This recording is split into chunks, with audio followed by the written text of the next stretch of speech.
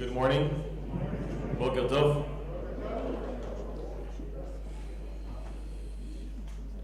In 1897, actually started 1896, Theodor Herzl wrote down a very powerful idea. And to understand Theodor Herzl's idea, the way he understood Zionism, we have to understand something about a very ancient Jewish yearning.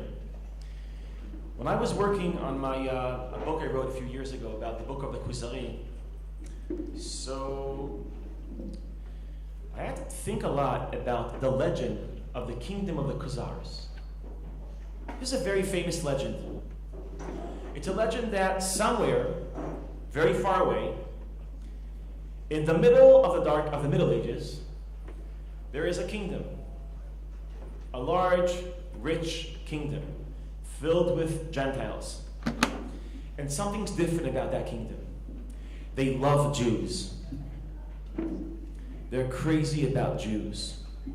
They admire Jews so much and Judaism so much that one day they decided as a collective to become Jewish themselves. But they feel like they're not the real thing. And every time a real Jew appears, they admire them. They love them. So this was interesting for me, the fact that there is such a dominant legend in the middle of the Middle Ages, that there is a kingdom that admires Jews. There is a country that loves Jews. And the reason why this was so interesting is not because, okay, there's many legends, but this is a legend that all Jews believed. Everywhere that this legend appears, people say, oh yeah, of course, that makes sense. That's true. People love this story. Now, a friend of mine, which is a psychologist that deals with youth, I shared with her this legend, and she had a great insight. She said, you know, that's interesting that the Jews had an imaginary friend in the Middle Ages. Because in her work, in a classroom of people that are 14, 15, not everyone has an imaginary friend. I'm not going to ask here who has an imaginary But who will have an imaginary friend when you're 14 in high school? Who might, with a higher probability, will have that imaginary friend? That friend you imagine that likes you, you share your life with him, he's your fan, and whatever. Like, who is more with high probability, who is going to have an imaginary friend? The one that doesn't fit in. The one that feels alone. The one that has no friends. What does it mean about Jews in the Middle Ages that they had to develop a collective imaginary friend? How lonely were we as a people? And if there is an ancient Jewish yearning as a people, is to be loved, is to be accepted, is to fit in, is to be a part of humanity. That was something that a very isolated people, that's what they've developed. It's an ancient Jewish dream. I'm sharing this because I think this is a good entry to the great idea of Theodor Herzl. According to Herzl, Zionism is not about our return to the land of Israel. That's not what Zionism is about, according to one of the founders of Zionism. For Herzl, Zionism is about being accepted. It's about getting them to finally accept us. It's about changing our status among the nations. You see, I'm sure many of you know that the classic tale is that Theodor Herzl created his idea of Zionism as a reaction to anti-Semitism, to Dreyfus.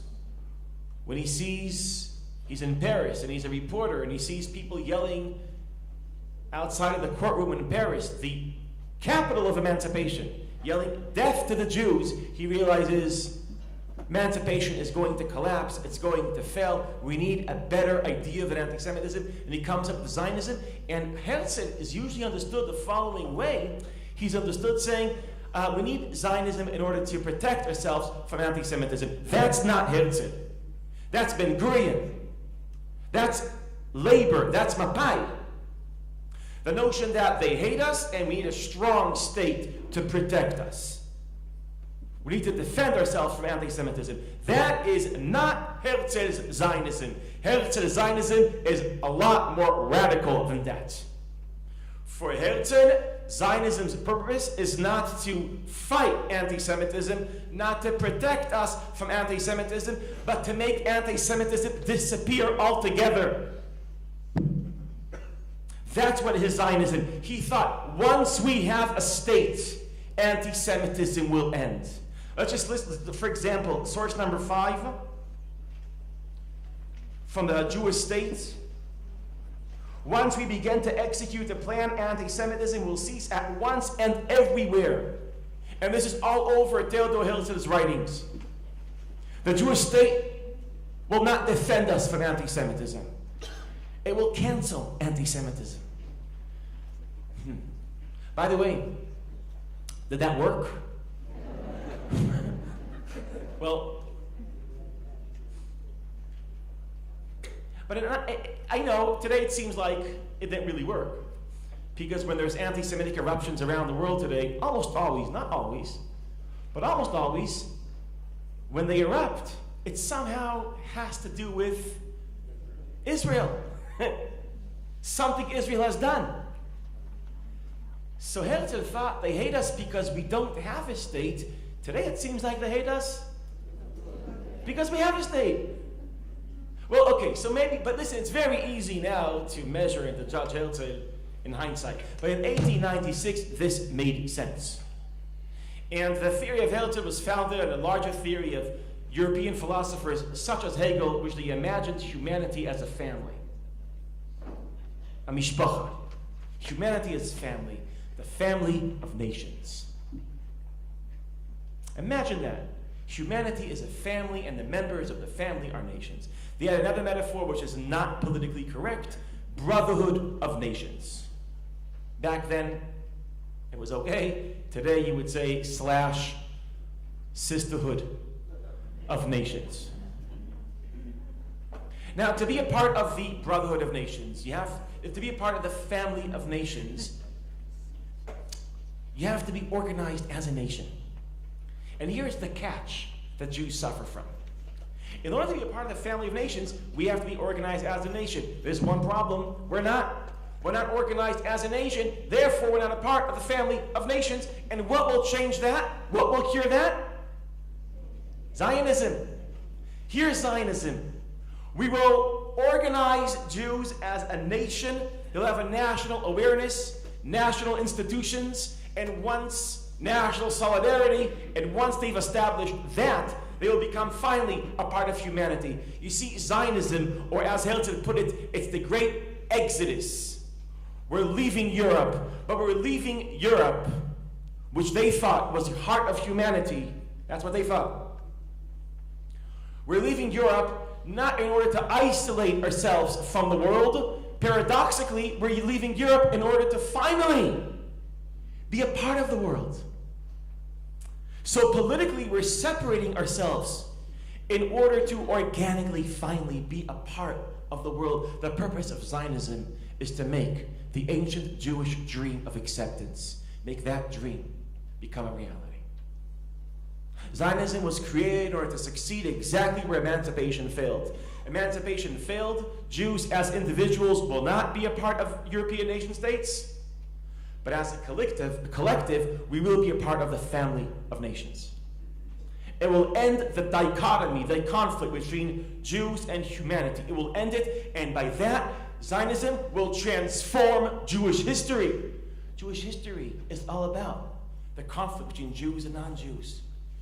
And Zionism will end the conflict and transform history and redeem the Jews. This is a great dream, an important dream. it was competing with another dream. A dream articulated by many. One of the more important thinkers that articulated the alternative dream was Rabbi Abraham Isaac Kook, Rav Kook, which articulated his dream about the same time. About the same time, the end of the 19th century, the beginning of the 20th century. According to the Rav Kook, now this is a little bit hard to understand.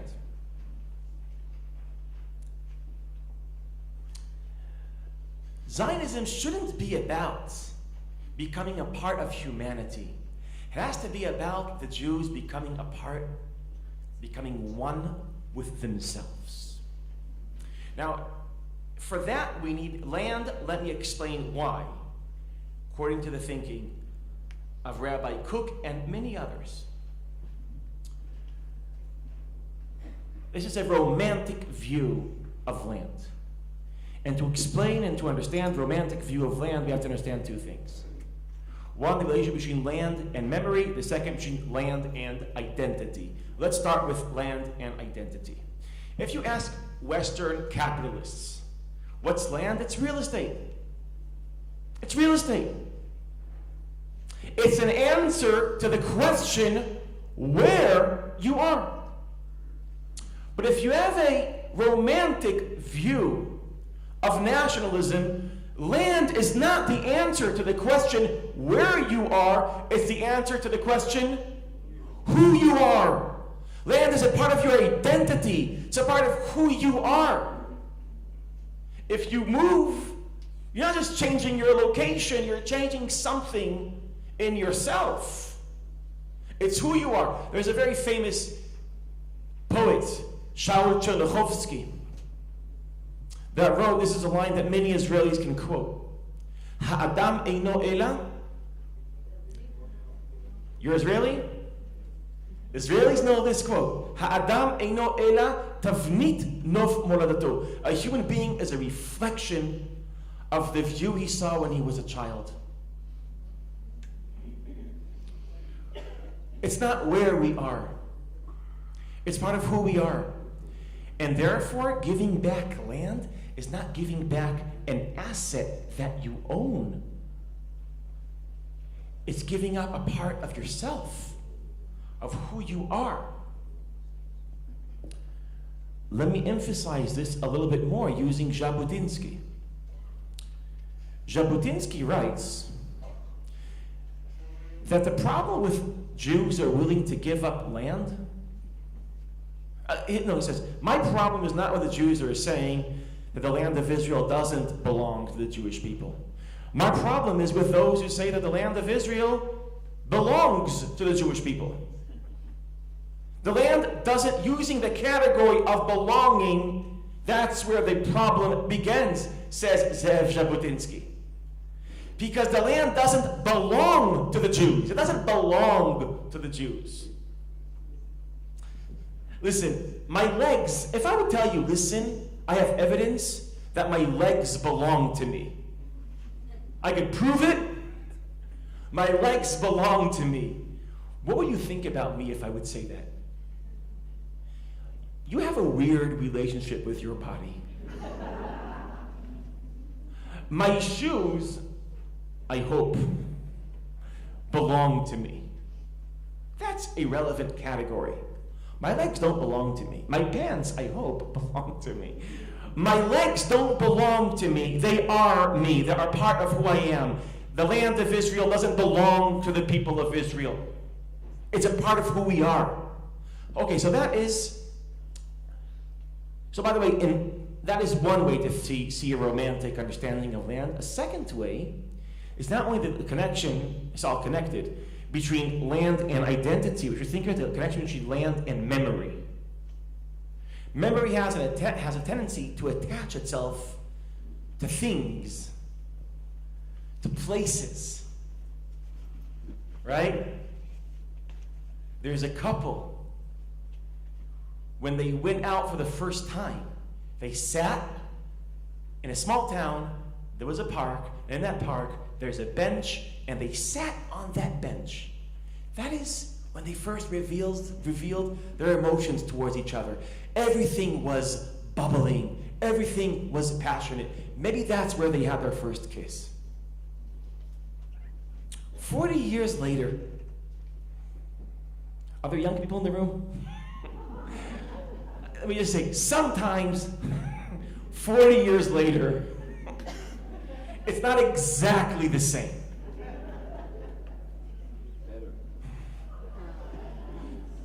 It's a good idea, get married, do the whole thing, but I don't want to ruin anything. But it's not always the same 40 years later. Micha, it's better. Of course, it gets better, of course. Now the couple wants to renew what was lost.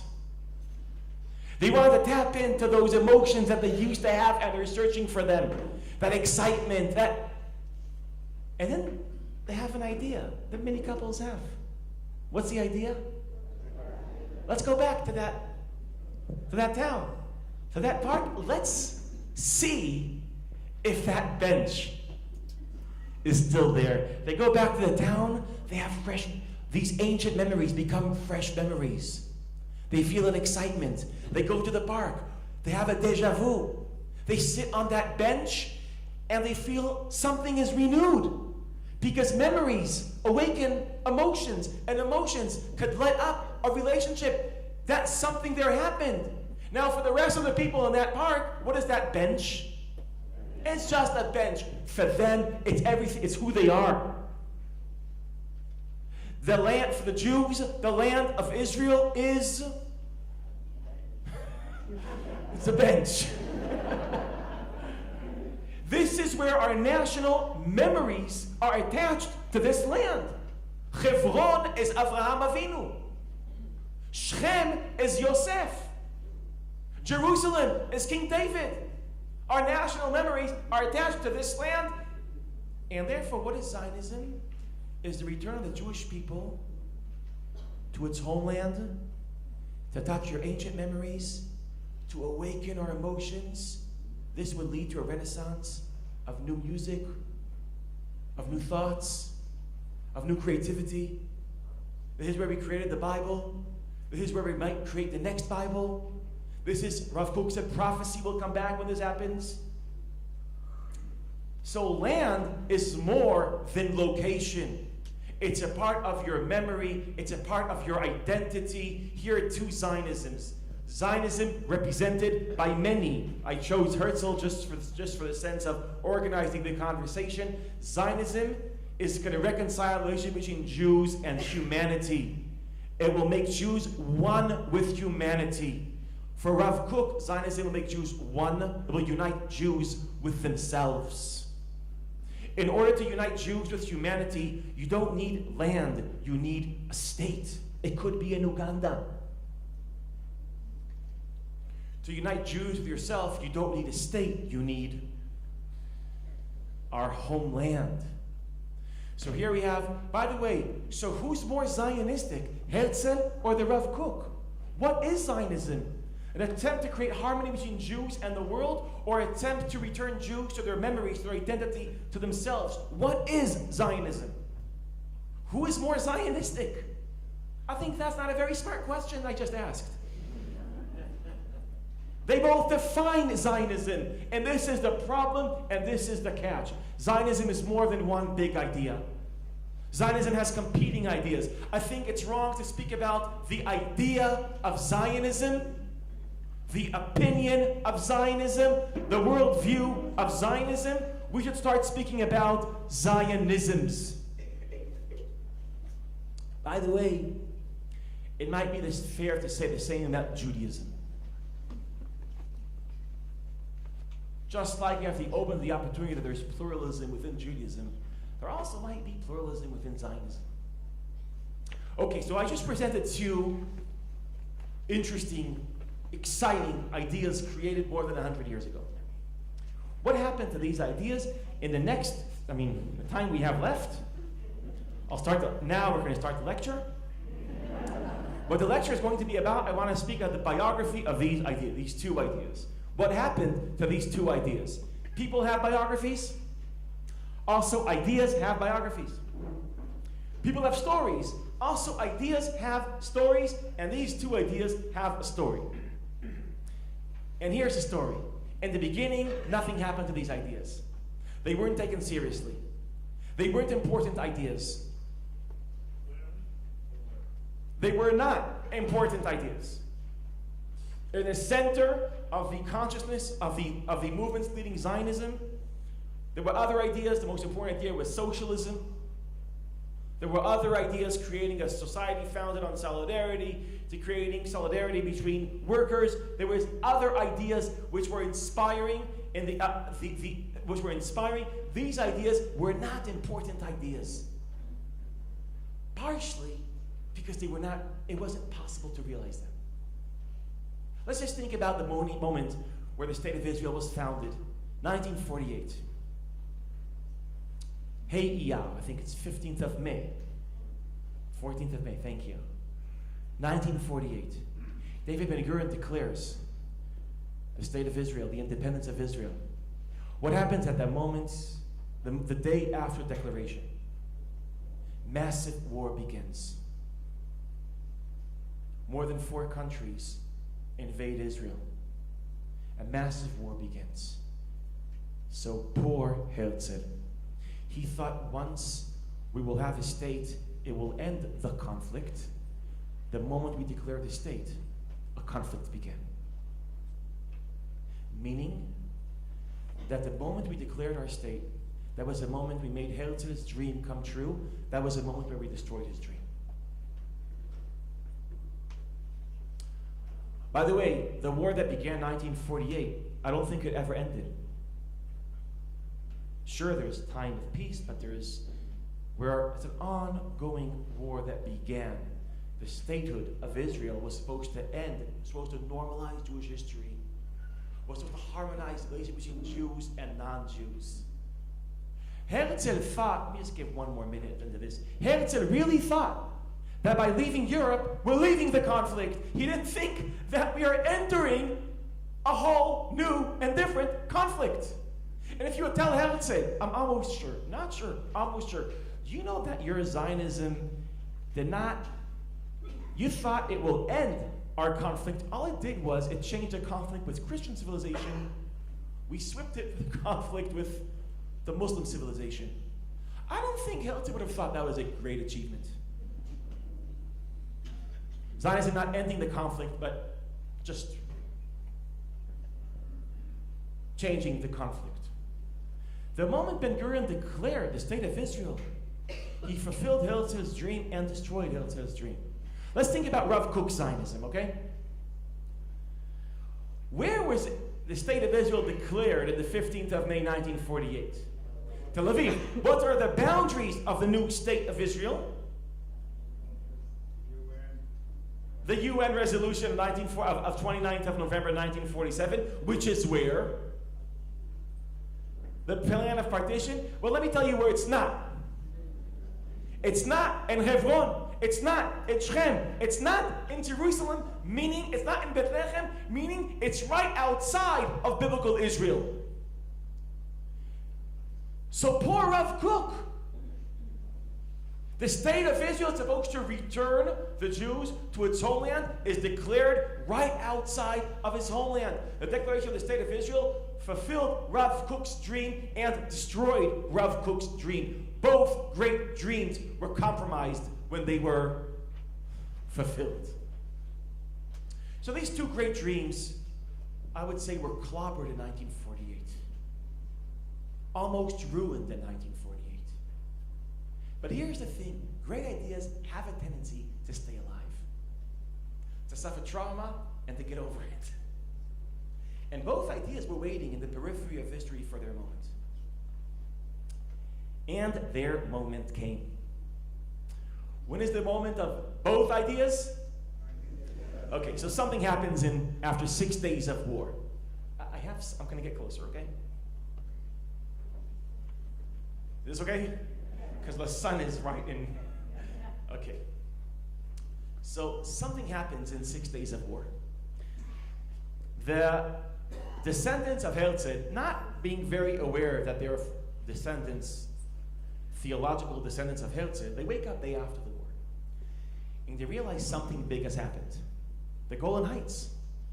This is a territorial asset that the Syrians want, and now we own. That's a great opportunity. The West Bank, or Judea and Samaria, this is a territorial asset that Jordan wants and we own. The Gaza Strip, not the Gaza Strip, not the Gaza Strip, but the Sinai Peninsula, that is a territorial asset that the Egyptians want, and we have. This is a great opportunity. What can we do? Make a deal. Trade this for peace. And this was the official decision of the Israeli government a week and a half after the war. This was echoed in a resolution of the UN, number 242, that Israel will trade this land for peace. And when that happens, Israel will not be a fortress, isolated itself from the Middle East. It will finally become an organic part of the Middle East. And when we are part of the Middle East, Europe will really accept us finally. And then we'll be a part of the world. And there'll be harmony between Jews and non-Jews. And anti-Semitism will end. And Theodore's Herzl's dream will become a reality. The 6-Day War is the great opportunity for Herzl. It's a great opportunity for Zionism. We leverage victory in order to transform Jewish history, to end the conflict. For the first time, we have bargaining cards. The first time now we can do something. A grand maneuver that will change our history. But Herzl's disciples are not the only one that woke up day after the war and realized this is our moment. Also, Rav Kook's disciples, passionate disciples, woke up the day after and they realized something like, oh my God. Literally. Literally. This is Shem. This is Bethlehem. This is Hebron. This is Yerushalayim. What are we really supposed to do? What can we do? We can really return Jews to their bench. I hope this metaphor is okay. It's weird. Yeah, okay. I think somebody here created it. Yeah, we can return Jews to their homeland. We can be in touch with our memories. We can return to identity. We'll return our soul to its body. We'll be one with ourselves. Prophecy will come back. You see, now let me just explain this idea. It's a very powerful idea. Rav Tzvi Yehuda, you know who Rav Tzvi Yehuda is? A very important thinker. He is the son of Rabbi Abraham Isaac Kook. Rav Kook, the father, died in 1935. And his son inherited his ideas, reinterpreted his ideas, and implemented them in Israel of post-1967, of post-6-Day War. And this is how Rav Tzvi Yehuda was teaching his very passionate disciples to understand history, understand the following. God returned to history. And how do we know that God returned to history? How do we know that everything, well, first of all, 6-Day War couldn't have been just a regular war. It's a massive miracle. But I think about how it's a miracle in biblical dimensions. It's not just a regular event. But I would just think about the number, how biblical it is. In 6 days, Israel was created all over again.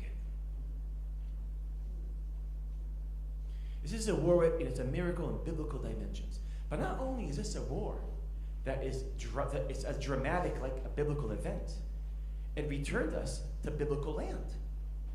So God is back, and the Bible is alive, and this is what Rav Tzvi Yehuda taught his disciples. He said, let's compare. There's a chapter here which we're not going to read because there's a lot to cover, 36 in Ezekiel. But this is, hang on to it. This is a chapter where Ezekiel preaches to the mountains of Israel, saying, get ready, the Jews are coming back. The land is empty, but get ready, Atem Ha'Rei Yisrael, the mountains of Israel. My people will be back in this land. Now this is one prophecy among many prophecies that say one day the Jews will return to Zion and settle the land and make the land bloom. And after the 6-Day War, you're looking at Jewish history, contemporary Jewish history, contemporary Jewish events, and what do you realize? That ancient prophecies are realities, and that all the dreams are becoming a reality. Now, in light of this, what does it mean that you are building a caravan, like a trailer? You're putting a trailer on a mountaintop in Samaria. What are you actually doing? What are you doing?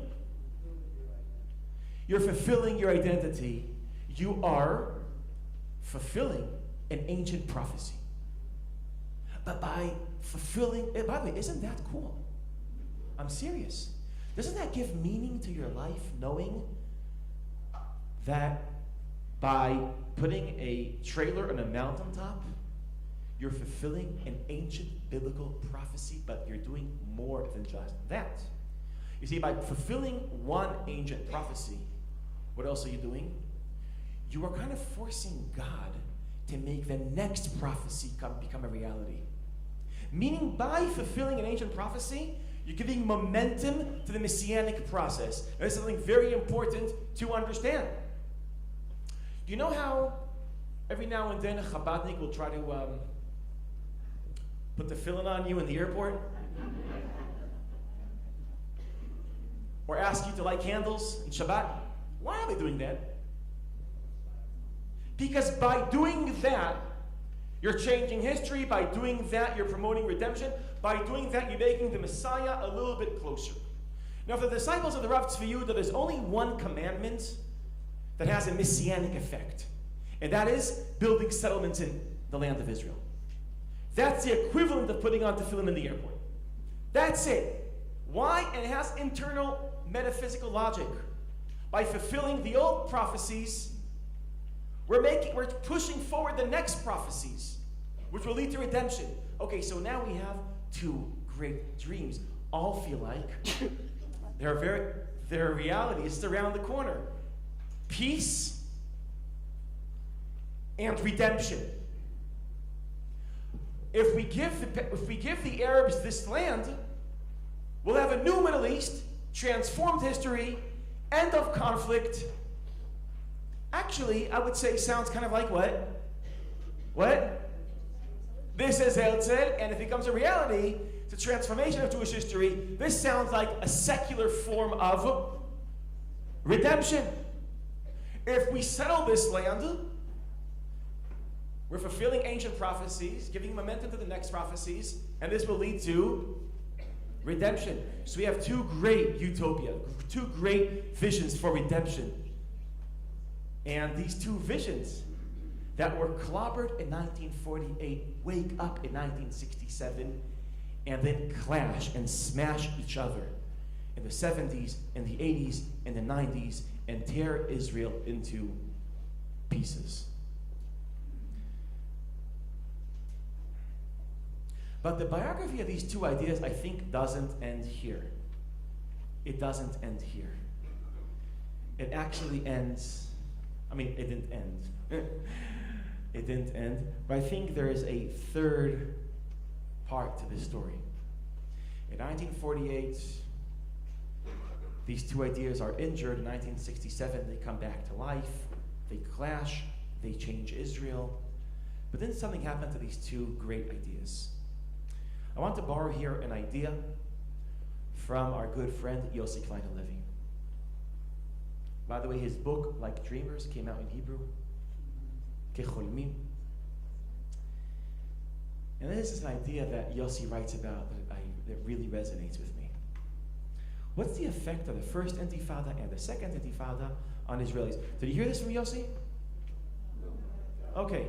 So if Yossi shares this idea with you, act surprised. Say, oh.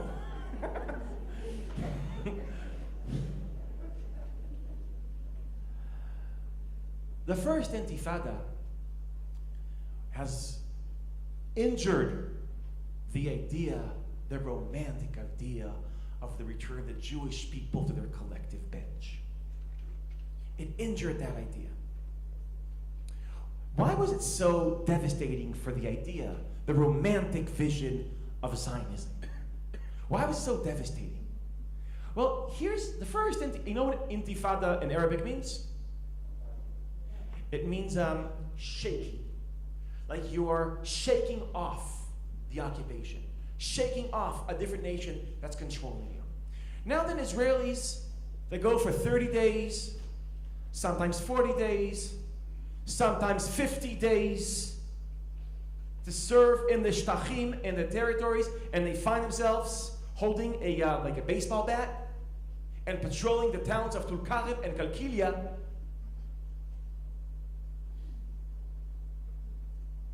This was very troubling. Very troubling. They come back and they said, we wanted to go to the army to protect our nation, not to control another nation. I wanted to be in the army, not a part of a police force. This was devastating for many Israelis.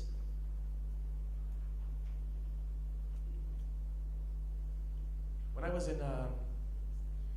towards the end of this first Intifada, I was in a little town called Tulkarem. And this Tulkarem, we were in this Jeep, and it was me, a friend of mine, a commander, and this nice Jewish boy, which was 24. We were all 20. He was 24. It's an important part of the story. He was a little bit older, had more perspective, and he was from Montreal.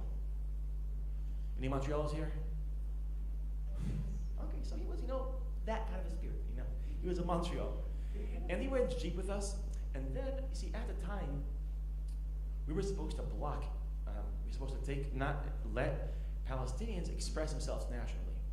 Meaning if they raise a Palestinian flag, they take it out. Now, what they used to do, they used to write graffiti on the wall. And we had to stop them from doing that. Because they might write things which are very disturbing. So we have to stop them from doing that. And I remember my commander seeing a maybe 7-8-year-old Palestinian kid holding a bottle of spray paint. And he identified the real threat to our national security. And we had to stop that. So he had a great plan, my commander, a very creative guy. How about you guys hide around the corner, and we'll go into this little street with the Jeep. The kid will see the Jeep, he'll run away, and then you'll catch him. And we thought that was a great plan. We should do that. This was very, very exciting. It's like the raid on Entebbe. This was like very... So he goes in with the Jeep, and the amazing thing was, it worked. We caught the kid. And we took the spray away. You see, we actually protected our country. And then my commander comes to me and everybody asks him, who gave you the spray? And he exposed the source, which was real. And see, this is the whole story. That's all. There's nothing. And we go back to the Jeep, we drive away, and then this Montreal guy, we're like, yeah, we did it. And because when you're 19, you don't have perspective, and we took spray from a kid. Yeah. So, and the guy, the 24-year-old guy from Montreal says, what the hell are we doing here? And that moment, it was a moment of clarity. The entire Jeep said, what the hell are we doing here? That moment in that Jeep was a collective moment in Israel. What the hell are we doing here? You see, this was the first Intifada, was very damaging for the romantic right. Because, in this land, in these mountains, our national memories are planted in this land. That's true. It still is true. There's just one problem. Our memories might be planted in this land, but another nation is living on top of this land.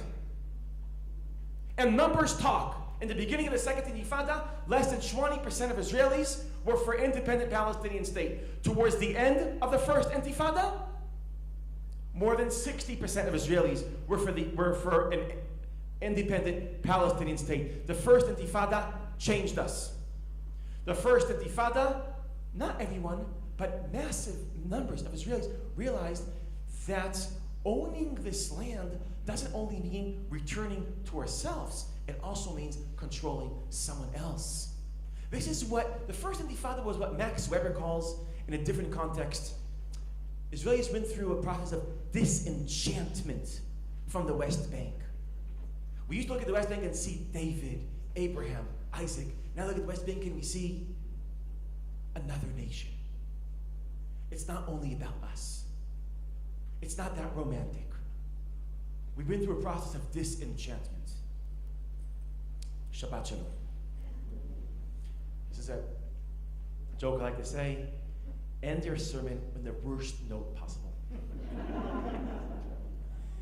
If the First Intifada was very devastating for the romantic right in Israel, the Second Intifada was a fatal blow for the Israeli left. Some say the Israeli left never recovered from the Second Intifada. And to understand why, we have to, but there's a lot of narratives about the Second Intifada. And since I'm sharing the biography of ideas, it doesn't matter what really happened. It only matters how Israelis experienced what really happened. Because we're now speaking about the biography of events. It's about the biography of ideas. And how Israelis changed. And how these ideas changed. Well, the Second Intifada was very different than the First Intifada. If the symbol of the First Intifada was the Palestinian kid with a rock, or in my case, with a spray bottle, the Second Intifada, the symbol of the Second Intifada was the suicide bomb. Was buses exploding and shopping malls exploding. And I forgot this, but when I was working on this, I learned that more than 1,100 Israelis were murdered, died in the Second Intifada. By the way, terrorism works. It works. It works because what it does, its purpose is to hurt physically a small minority of the population, but to enter psychologically the entire population. And it works. Because the purpose of terror is terror, is fear. And by physically hurting a few, you are psychologically hurting almost everyone else. And Israelis were terrified. You guys remember this? Israelis were terrified in the beginning of 2000, 2001, 2002, 2003. Israelis were terrified. I got married in 2002. My family's from the States. No one came to the wedding. It's okay.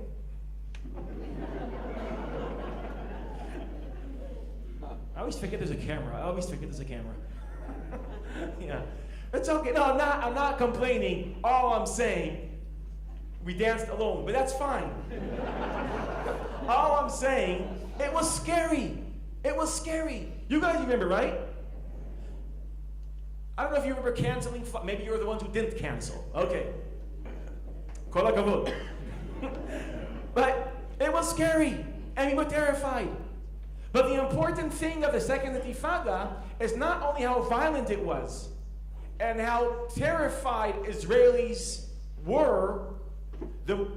In the story I am telling, the important part is the timing of the Second Intifada.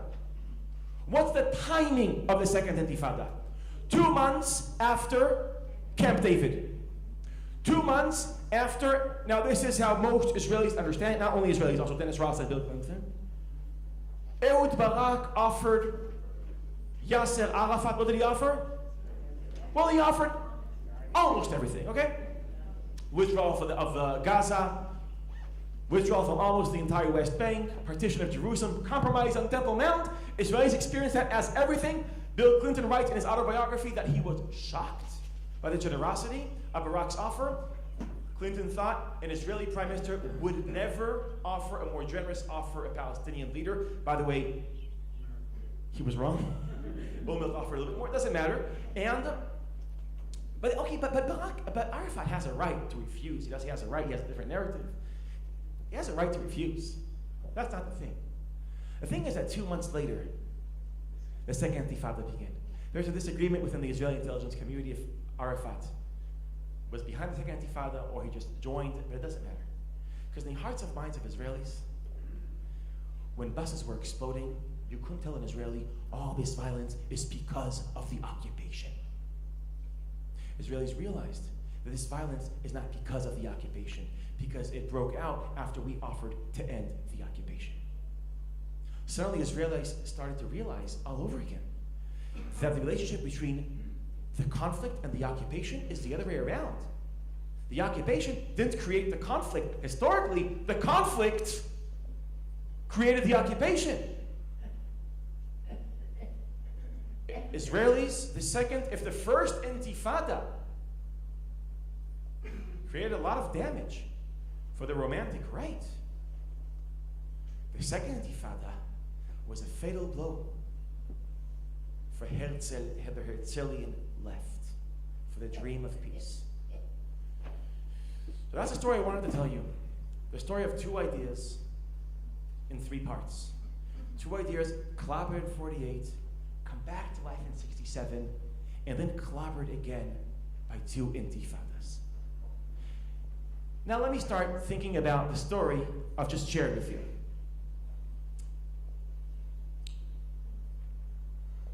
How do Israelis react? How do Israelis look like graduating the biography of three parts of two ideas? How do they look like? Now it's important to say, not all Israelis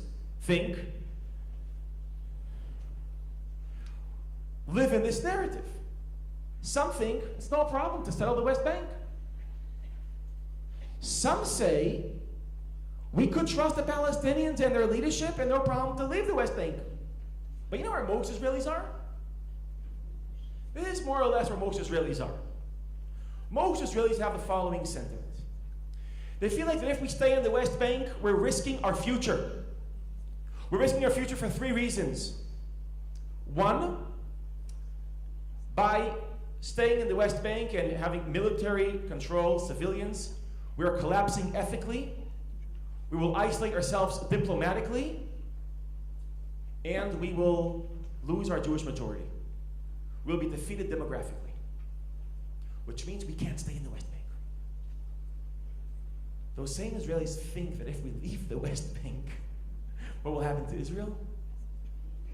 We will shrink into borders that we can't defend ourselves from. When Abba Evan used that word back then. But in Abba Evan's time, I think it was a little bit different. Let me just tell you a quick story of the fear of withdrawal. It also has a biography. I'll share with you the quick biography of the fear of withdrawal. It used to be that we're afraid if we leave the West Bank, an independent Palestinian state will be created in the West Bank, and it'll be a powerful state that will threaten our existence. It will have Soviet or Iranian weapons. It will create bonds with Jordan and Iraq. They'll create like a massive army on the borders of Tel Aviv. Then one surprise attack, bang, we're gone. By the way, in Yom Kippur, when we were surprised, how many kilometers did the Egyptians and Syrians manage to conquer before we stopped them? About 17, 18 kilometers. What would happen if Israel is surprised for the 1967 borders and they managed to capture 18 kilometers? Where would that leave us? In a boat. So we can't be surprised. And anyone that says, listen, but there won't be a surprise attack. There won't be a surprise attack. We shouldn't expect a surprise. See, logically, there's a problem with that line if you think about it. We shouldn't expect a surprise. I think by definition, surprises are never expected. If you build the national security of the notion that we don't expect any surprises, so that's not a lot of security for your nation. So that was the old school Israeli right-wing military argument. Maybe many of you are familiar with this argument. Maybe you use this argument. That's the old school argument. I think it's not that argument. Most people in the Israeli military don't disagree with that argument. The notion that Palestine will be so powerful, will surprise us, destroy us, that's not our problem. We have a different problem today. The different problem, as articulated by many Israeli people in the Israeli intelligence I spoke with. I think the most important person to articulate this problem was Henry Kissinger in Atlantic magazine, an interview he did to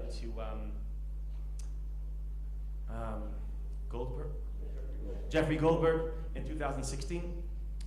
He says, the Arab Spring is like a massive earthquake. It's like a massive earthquake. And it's such an earthquake that anything that's not stable collapses. And states that we thought were very stable, like Egypt, Libya, Iraq, Syria, they're all collapsing. Very old, stable regimes are collapsing. They're not surviving the earthquake. So Kissinger asks a great question. If very old and stable countries are collapsing and not surviving the earthquake, will the new, weak Palestine survive? Will it survive events that Syria and Iraq and Libya and Egypt didn't? And if Palestine collapses and we have chaos, what will enter the West Bank if there will be chaos? Who will enter the West Bank if we have chaos? So you're saying ISIS, terrorists, Iran, Hamas, Hezbollah, and most Israelis would say, probably from all those, probably all of them. You see, here's the most updated fear of withdrawal.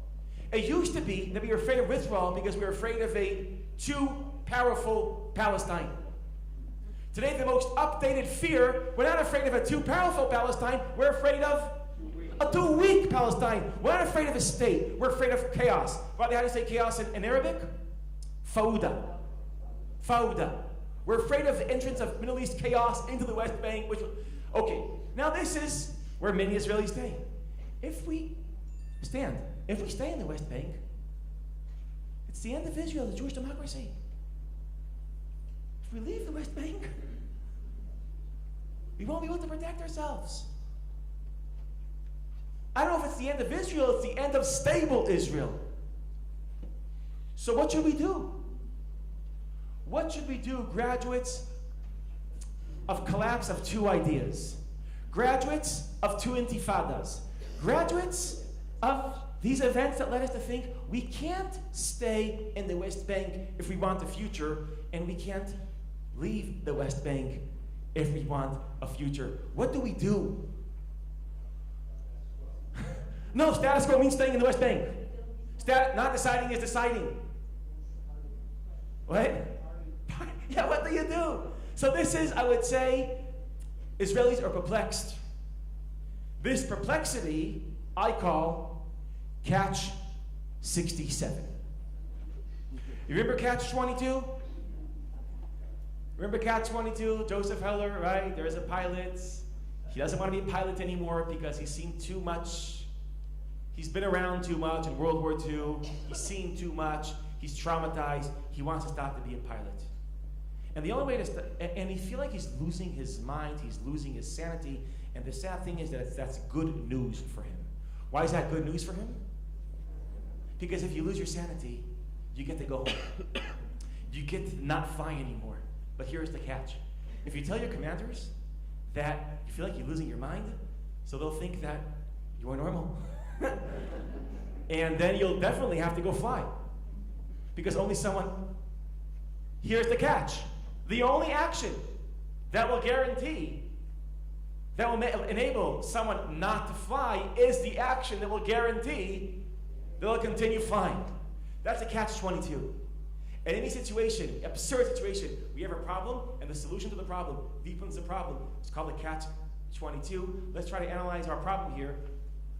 Our occupation of the West Bank is a serious problem. But there's a solution. There's only one problem. The solution will deepen the problem. So that's catch-22.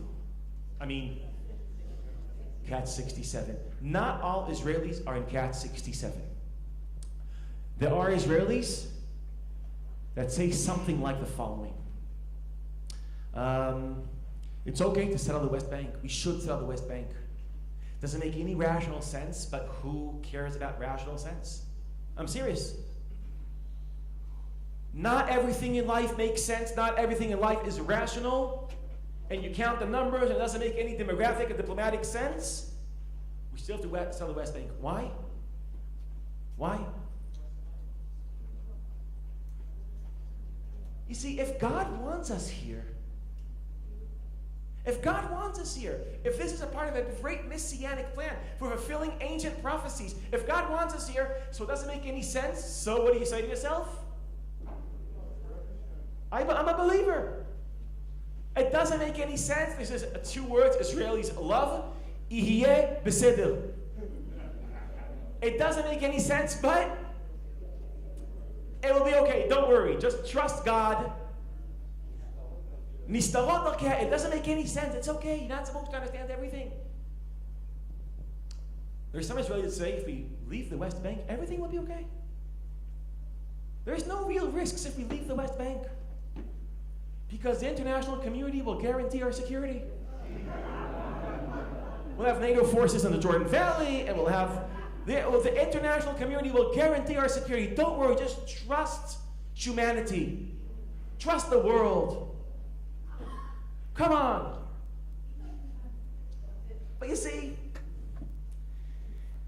when Jews have to think, who do I trust more, God or humanity?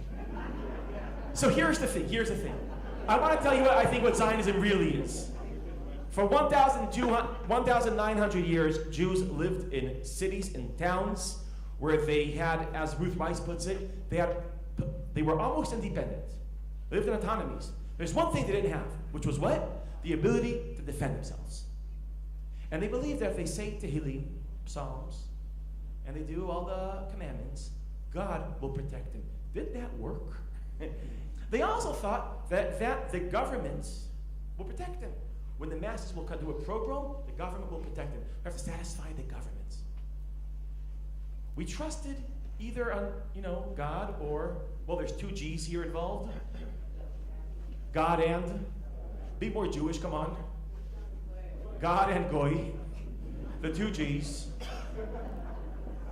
And I'm going to get in trouble for this lecture because there's a camera here, and I'm going to get in trouble for this lecture. I always get in trouble. There's one line is taken out, and then I have to say something. It was taken out of context, and no one believes you. So, no one ever believes you. No, he's taken out of context. So don't take me seriously. Just don't take me seriously. So under, what do we learn? You know what Zionism maybe really is about? Not about Herzl, not about Rav Kook, not about utopia, not about great ideas. It's about pragmatism. It's about learning from the double lesson of history. When we trusted God, it didn't always work. When we trusted non-Jews, it didn't always work. Zionism is learning both lessons. We can only trust who? Ourselves. And if you have a national security model that says, we'll sell the West Bank, doesn't make any sense, trust God. Or we'll leave the West Bank and we'll trust the international community. Maybe the perplexed Israelis are the Israelis, like myself, that have learned the double lesson of history. And they say, okay, now we're perplexed. That's catch 67.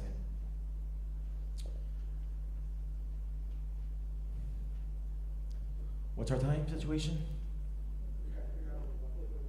10:04. Okay, so what I'd like to do now, I try to present Cat 67, the political perplexity that many Israelis are facing, not all Israelis are facing. And I know what the question you want to ask. What's the question you want to ask? What do we do now? But before that, I'll offer some thoughts. Not that I know the answer, but I do. So I'll don't take me seriously. Don't take me seriously. So, but before I go into maybe, how can we think our way out of this? If there is a way to think our way out of this, this would be a good time to stop for your questions and comments.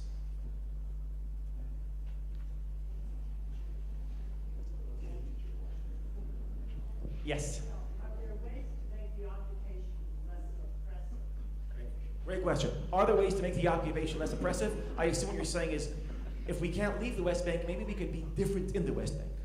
Great question. Great question. I'll deal with that in the end. Great question. Yes. There are now 500,000 Jews living in their biblical homeland, which today is Samaria. They have the largest percentage of children right now. The average is somewhere between 6 and 8, and they will then have 6 or 8 going forward. Yes. There are 300,000 Jews living in East Jerusalem, or Jerusalem undivided.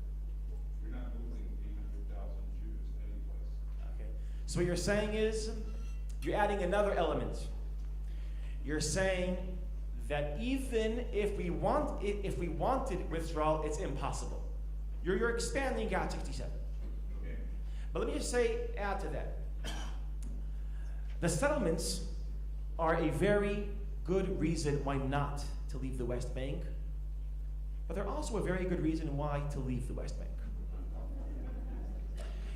Because in the same territory, the same piece of land, you have people that are controlled by the state of Israel and people that are citizens of the state of Israel, which is making the occupation ethically and maybe Jewishly a lot worse. So I think you're 100% right. The settlements are a good reason never to leave. They're also a good reason to cure Israel and leave. I think the settlements, like any arguments when it comes to Cat 67, every argument always goes both ways. That's what I've discovered examining this conversation. Yes? One dimension in 1987 is another 7. It's the end of the, beginning of the end of the year was the first Intifada, so it's another 7.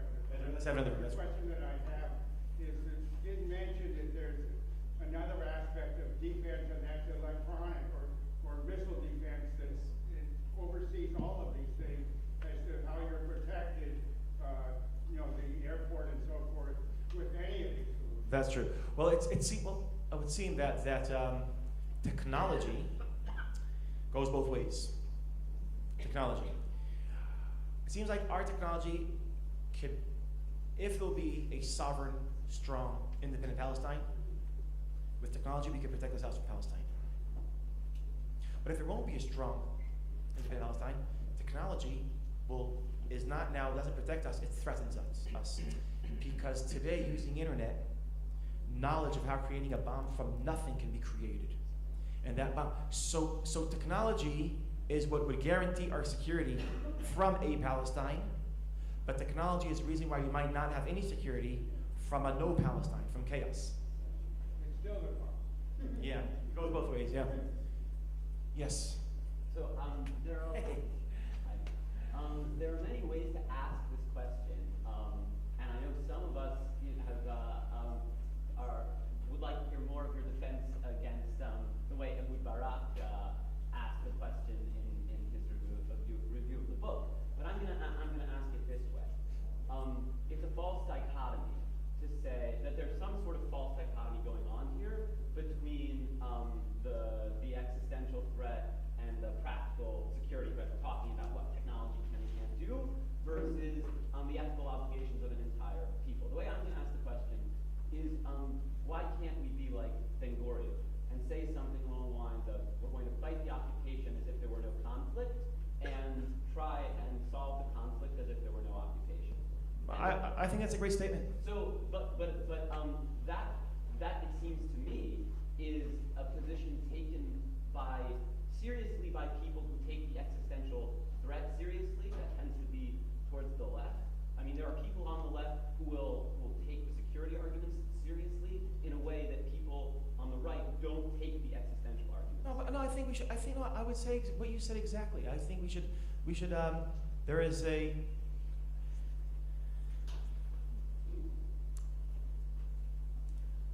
First of all, I echo and agree with everything you said, including the way you analyze left and right. But you also mentioned something that I'm sure is like in the minds of some people, the Barak critique of me and my book. Is that in other people's minds? Yeah. Yes. So this is important. This is part of the thesis I presented here. I wrote in a book called Milkut 67, Cat 67, that it will be in English. It will be in English, but right now it's only in Hebrew. And it's a book that what it tries to do, it's not a book about the conflict.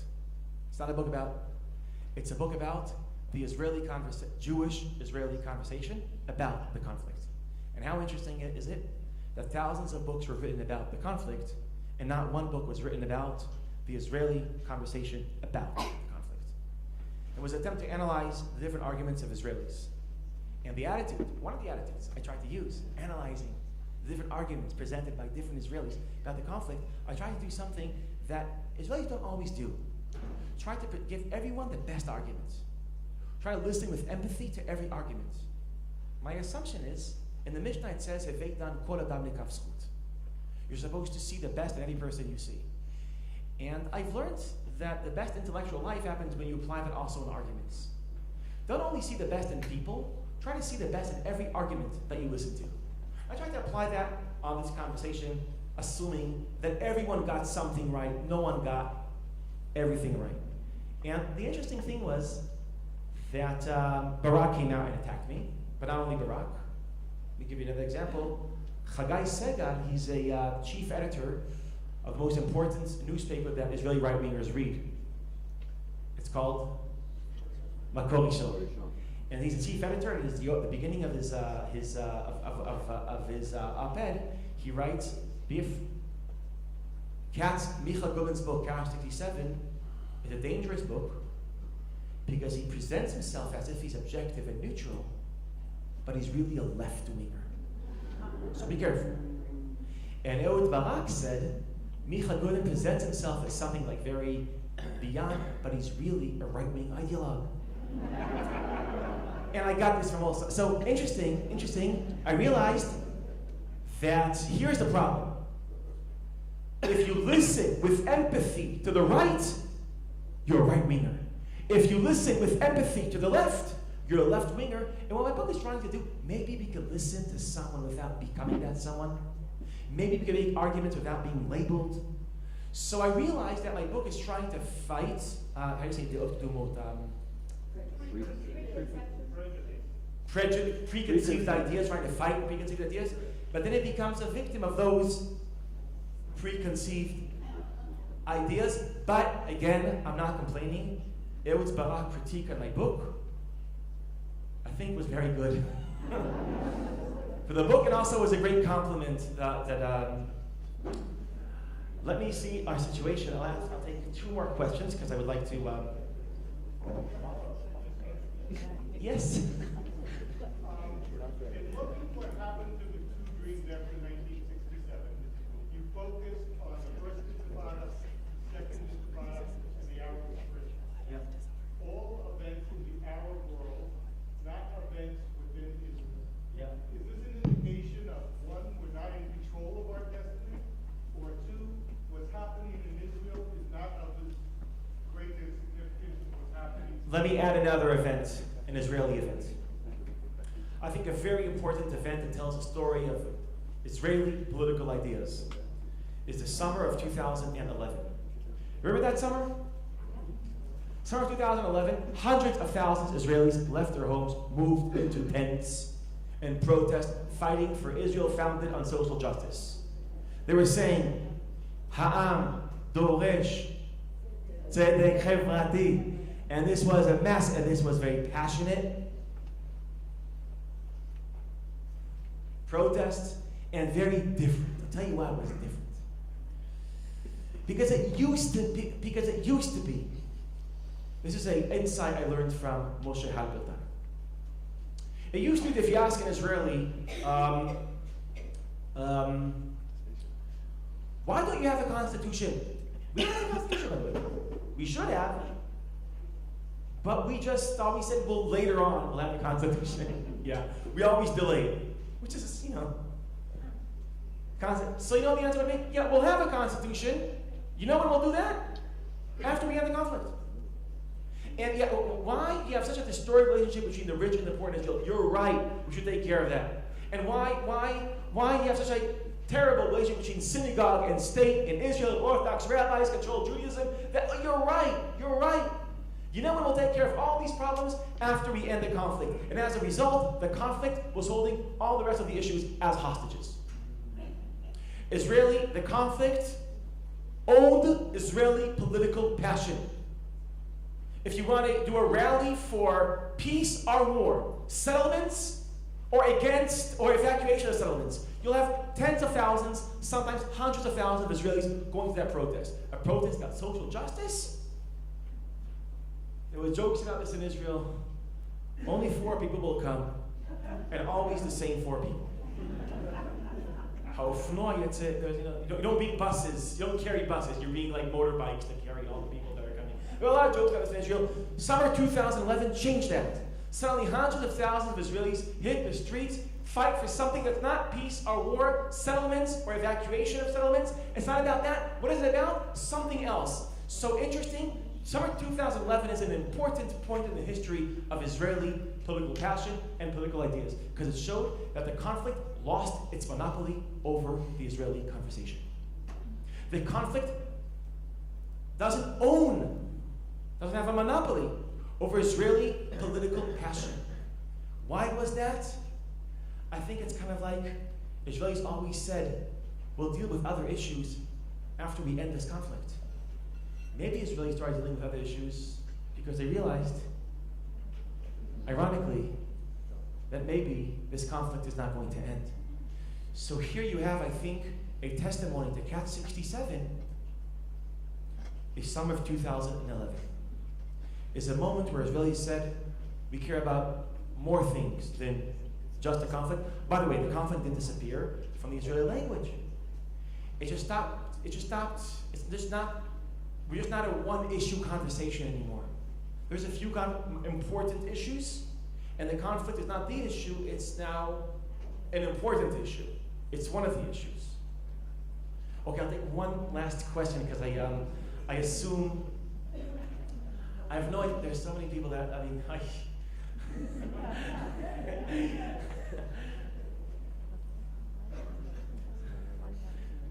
okay, there's some people advocating to one of those hands there, but I can't. Which one? Okay, please make it a quick question, okay?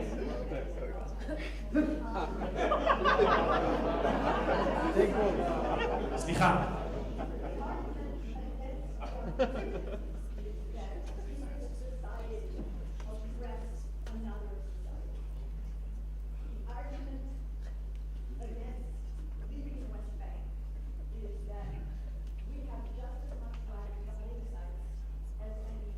Yes. With the Arab Spring, it might be possible to find people on the other side who don't want to live under ISIS or Hamas. You draw the borders where you want, and just like there are Arab Israelis, there could be Jewish Palestinians. Why does it have to be Jerusalem? It's a powerful question. I think in a future solution, there shouldn't be any reason why Jews won't be able to live in Palestine, like Palestinians living in Israel. Yeah, but actually, you're right. Apartheid argument, we could use it apart. Every argument can be used always. But actually, what I'm thinking about today is not only about Hasbara, how to present our case. I'm actually an Israeli, which means what we care more about like our life and not how we present our life. And we really are facing Cat 67. Let me say something as a Jew. It's unthinkable that we return to Zion and we're occupying another people. It's unthinkable as a Jew. We didn't come here for this. We also didn't come here not to be safe. So here's Cat 67. I don't want to control them, and I don't want to be threatened by them. That's Cat 67. And if both voices are strong voices within me, I'm facing Cat 67. אני אגש לכם אחר כך.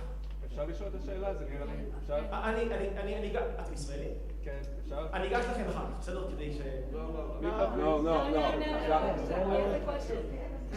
I'm asking the question quickly. You can decide not to answer, but the question is important. Okay, the problem is I have 10 minutes, so I'll just listen to your question and not answer, okay? Fine. Okay.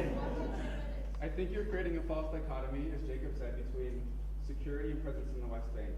A lot of the people, not just the left-wing argument, the Israeli security establishment said again and again that we do not need a presence in the West Bank to ensure our security, and not because of moral concerns, but because they have come to the realization that withdrawing from the West Bank, even though it presents a security threat, is less than the threat that is presented by remaining in the West Bank, right? And they distinguish between a military presence in the West Bank and a civilian presence in the West Bank. Yes. And so there are solutions that call for I agree. leaving a military presence, withdrawing settlements to ensure Israeli security, which break down and collapse I agree. the dichotomy you're presenting. And one more point, which is that I think that the real tension is not between security on the right and naive illusions on the left, but rather between those who are responding to a sober analysis of our political reality and those who are motivated not by political and security concerns, but by messianic religious concerns that are not responding to this historical reality, but to another historical reality. And that is antithetical to the ethos of Zionism itself, which is to be the masters of our own fate. And that is putting our fate not in our own hands, but in the hands of a power beyond us. And that is fundamentally anti-Zionist. And that is what is dangerous to the future of Israel. Okay, thank you.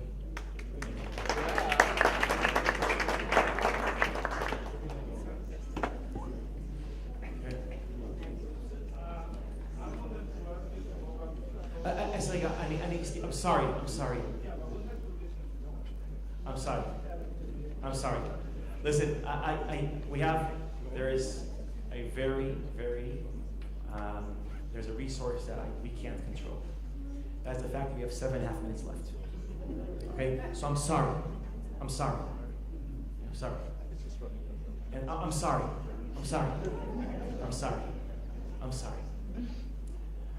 I want to try to achieve something. Maybe we could steal 5 minutes. You have recess now? So I'll steal 5 minutes.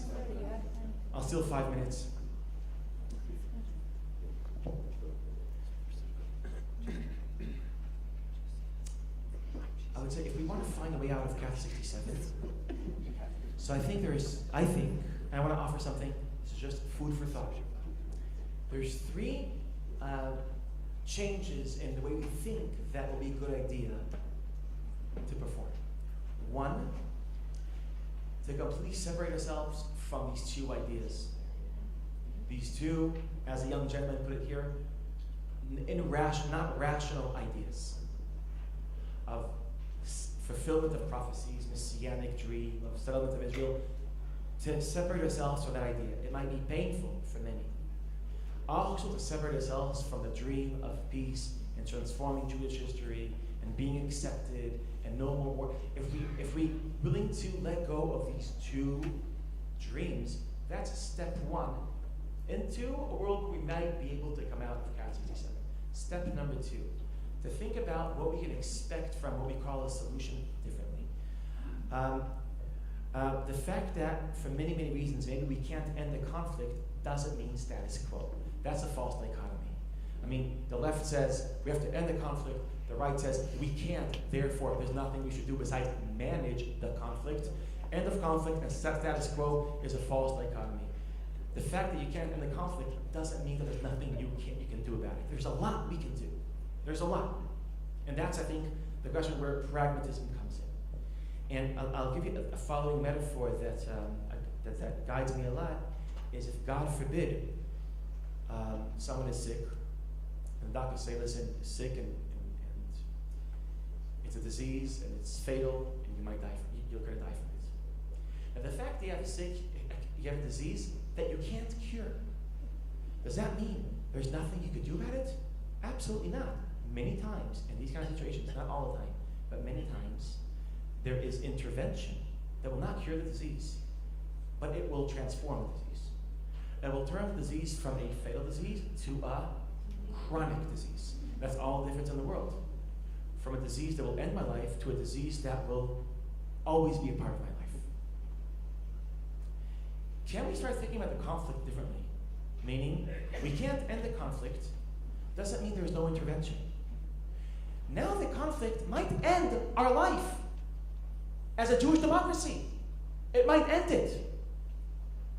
And the question is there political intervention that will not end the conflict, will transform the conflict from a fatal disease to a chronic disease? That means that anything we'll offer, and they'll say, yes, but we'll still have a problem. You're right, we'll still have a problem. The question is, what is the status of the problem? Does it threaten your existence or be a part of your existence? That's number 2. And number 3, and not everyone will be willing for this, okay? I'm just saying, but I'm saying, Even when someone has a great plan of how to reduce crime, there'll still be crime.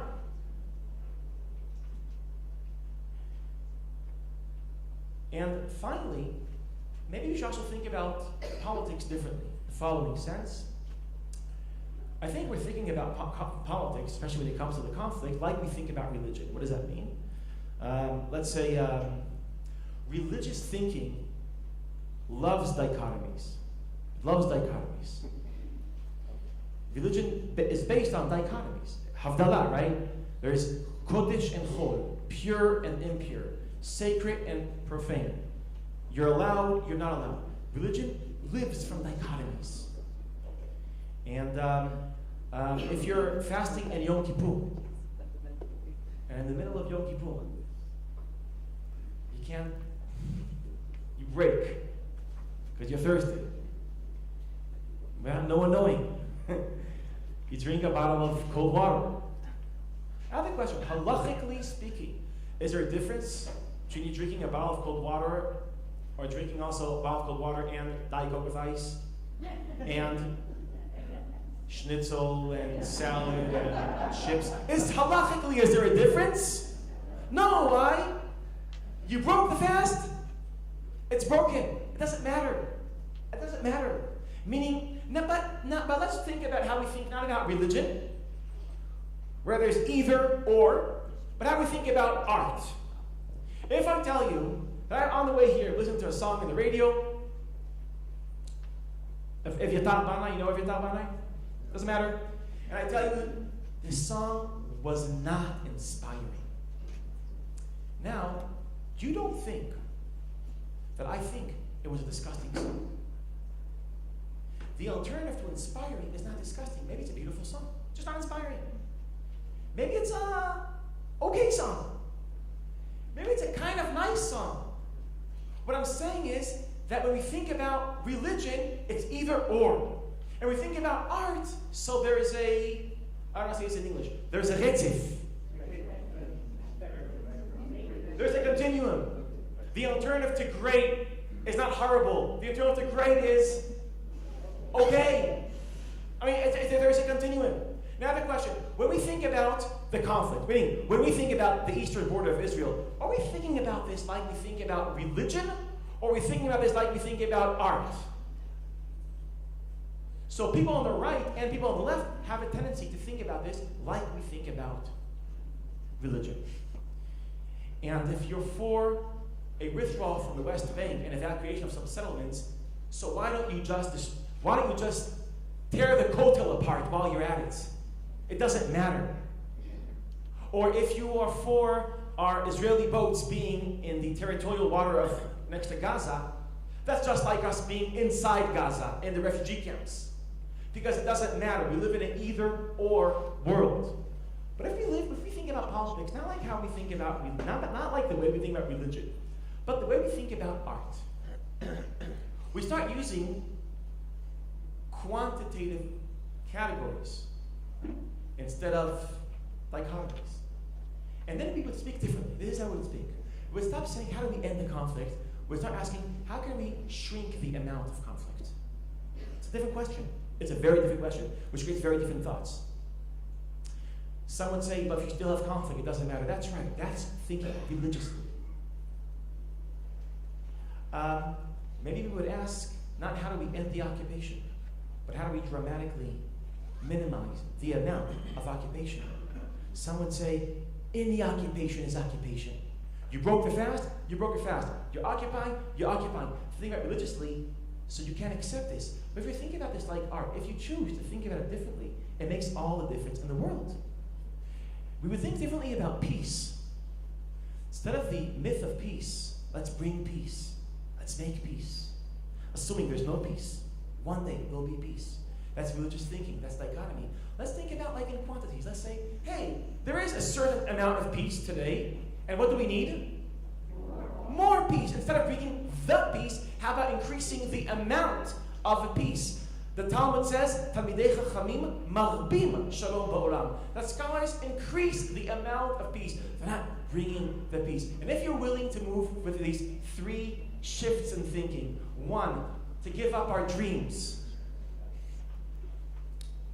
2, to expect political intervention that will not end the conflict but turn it into a chronic disease. And 3, are you willing to think about this using quantitative categories? Then I think it creates a landscape for new thoughts. New thoughts. And here's the important role. How can we dramatically minimize the occupation without minimizing security? How can we not control them without threatening us? And I just want to propose one idea, and I shouldn't do this. I'm going to piss at least half of you off. But I just want to say one thing. Please listen to me, in a sense that I don't want to leave you hanging just like a paradigm shift and think about that. I think the power of examples are not that you accept the example. Examples make you think of your own examples. And I just want to trigger a new conversation. Okay? I'm going for it, okay? I'm going for it. And just because I think that's how halachic thinking is to do. You don't just speak about ideas, you have to put an idea even, and I'm not even sure I'm right. When it comes to this, I'm not even sure I'm right.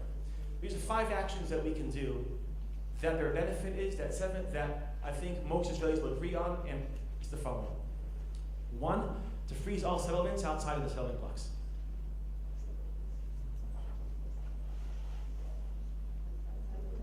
Outside, the settlement blocks. Where are the settlement blocks? What is freezing? It's a big question. Let's just say it. 2, now, okay, let me say something about occupation. When we speak about occupation, it's important to know what we're talking about. When we speak about real life occupation, there's different degrees. When we think that, if you're willing to think about it using quantity, so you have to agree that some Palestinians are suffering more occupation than others. The great distinctions is between Palestinians living in Area A, which they suffer from not a lot of occupation, and Palestinians living in Area C, which are suffering from a lot of occupation. Now, but also people in Area A are suffering from occupation. You know why? Because Area A is where they have autonomy. But the thing is, I have to use my hands now. Let's say this is Area A, and also over here is Area A, and in between is Area C. What does that mean? That every time you go from, let's say you live in Shem, you want to go to Jenin. So when you're in Shem, you're more or less in control of your own life. When you get to Jenin, you'll be more or less, could be bored, but just stay with me. Control of your own life. What's the problem? When you move from Shem to Jenin, in between, where are you moving? Inland C, which means roadblocks. It means even if there's not roadblocks, it's because the generous Jew enabled you to drive, which means you're under occupation. So if you want to think about this using quantity, so there's areas that have much more occupation than others. So here are 4 actions that you can do. That this is that the reason why Israelis are not there's reasons why Israelis are not promoting these ideas, but people in the security establishment in Israel think that could be done tomorrow. 1, dramatically increase the amount of Shitchei A, of the Palestinian autonomy. Increase it. You can increase the part of A probably at least 20% without risking even a little bit the life of any Israeli. So why aren't we doing it? 2, creating, it will cost a lot of money, but creating a whole new road system that will connect the different parts of A with each other. And that would be Kvishim Ukfim for Palestine. That would mean a lot of things, bridges, tunnels, and different systems that will connect, which means that finally you can leave any part of A and get to any part of A without seeing one road block. 3, here's a very, very tricky one. How much did I say already? Freezing, 3, now 4. No, freezing settlements, increasing the area A, connecting different parts of A. Now I'm at 3, right?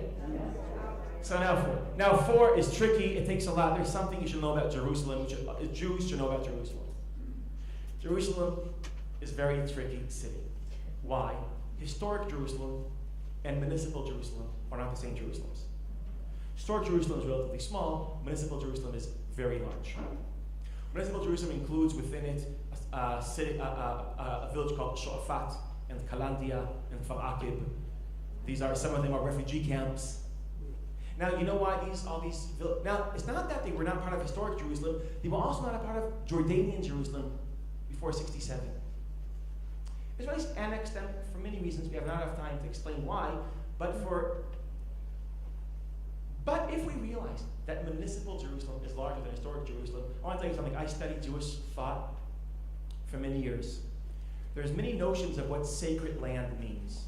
There's not one that says that sacred land is defined by bureaucrats in the Jerusalem municipality. Not one. Not one. Bureaucracy doesn't create sacred land.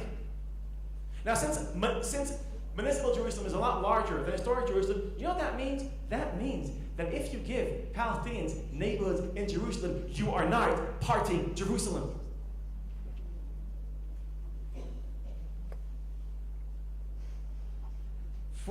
Let's give them a big part of Jerusalem without yet parting historic Jerusalem. 5, okay, now I wasted all my time. There's a plan to create a much strong connection between Palestine and Jordan for easier to leave with a specific terminal for Palestinians in Amman so they could have a way to the world. After these 5 actions, you know what happened? Where you are at is what Yossi Beilin calls you're in part 2 of the roadmap. We won't go into it, but what you have now is you have a Palestinian entity which is very close to a state, which is connected to each other, which has a capital in Jerusalem, which is connected to the world, and all these actions. You know where you are now? You didn't threaten the life of one Israeli according to all Israeli generals. This shows that you can minimize the occupation without risking Israelis. Now, what do you do now? Option number 1, now that there is a state, or something very close to a state, we can negotiate with them on a larger deal. If that doesn't work, we'll have a conflict with them. That might what happen, okay? We might have a conflict with them. But at least it's not a conflict between masters and people that are occupied by us, but it's a conflict between neighbors, which means it's not a chronic disease anymore. It's a problem. It's not a fatal disease anymore. It's a problem. It's a chronic disease. I just want to say, why don't we do this? Why don't we do these 4 actions? Why not tomorrow morning? You know why? Because people on the right would say, all that land you want to give them is on the expense of settlements and the great messianic plan. People on the left will say, you're giving all this not towards peace. We're losing our bargaining cards. Yes, we could only do this if we give up the dream of the land of Israel and the dream of peace. Only if we are willing to do the sad action of separating ourselves from the vision of Herzl and the Rav Kook. Maybe we could start discussing pragmatic actions that will let us out of catch 67. I think most Israelis are there. I hope American Jews are there too. Thank you very much.